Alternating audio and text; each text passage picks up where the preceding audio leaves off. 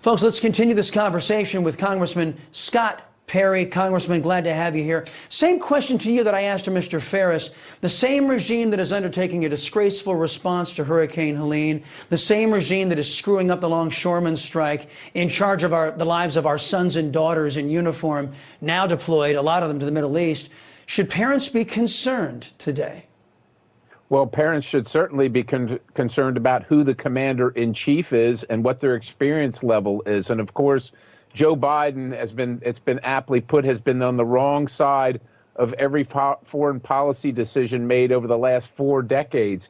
Kamala Harris is actually probably worse, and she could potentially be incoming. So if your children are serving in uniform, and even more concerning, if your children are serving in uniform in the Middle East right now, I can guarantee you that the people that are in charge, the civilians in charge, mostly President Biden, Vice President Harris, and potentially Tim Walz, are unprepared. They are incompetent. They are unable to prosecute this and make correct judgment calls that are A, going to achieve victory, and B, bring your sons and daughters home safely without embarrassment and horrific embarrassment to the United States of America.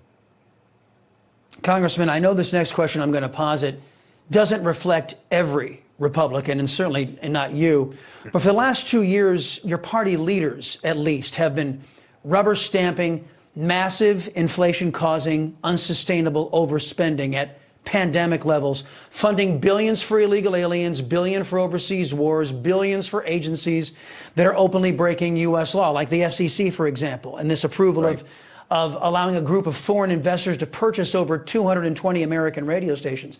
Yet the hurricane response, anemic. At best, the longshoremen strike threatens empty shelves for Christmas. A world is poised to welcome in a third war, and the U.S. government that has lost over 320,000 illegal alien children, likely to the sex slave trade and other atrocities. That's just the tip of the iceberg, Congressman. How comfortable are members of your party, and did you have discussions with, in their co-ownership of this disaster that has been all the Democrats' way all the time for the last 4 years?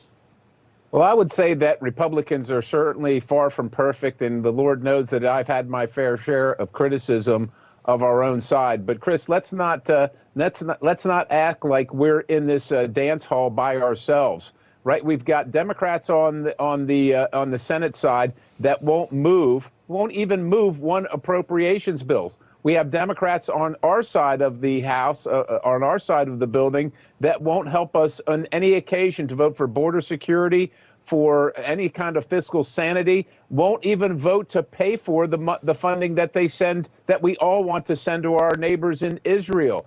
And we've got a chief executive whose charge is, per the Constitution, to faithfully execute the law, which is literally going out and flouting the law, encouraging and aiding and abetting illegals to pour across our border through a thing called the CBBP-1 app, and his Secretary of Homeland Security, Alejandro Mayorkas. So while we have tried and we have been imperfect from the Republican side, we've at least attempted to save our republic, falling short oftentimes because we've had to try to appease the left, who is not interested in saving the republic. They are interested in the fundamental transformation of America. That's what President Obama said when he was candidate Obama, and they were continuing with that plan. And what you're seeing right now is the result of that: unaffordable cost of living in the United States of America, chaos at our ports, now chaos around the globe, chaos at our borders,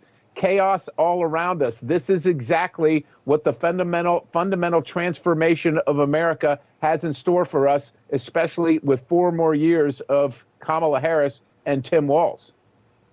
Yep. If you want more of the same, just continue to vote Democrat. That's for sure.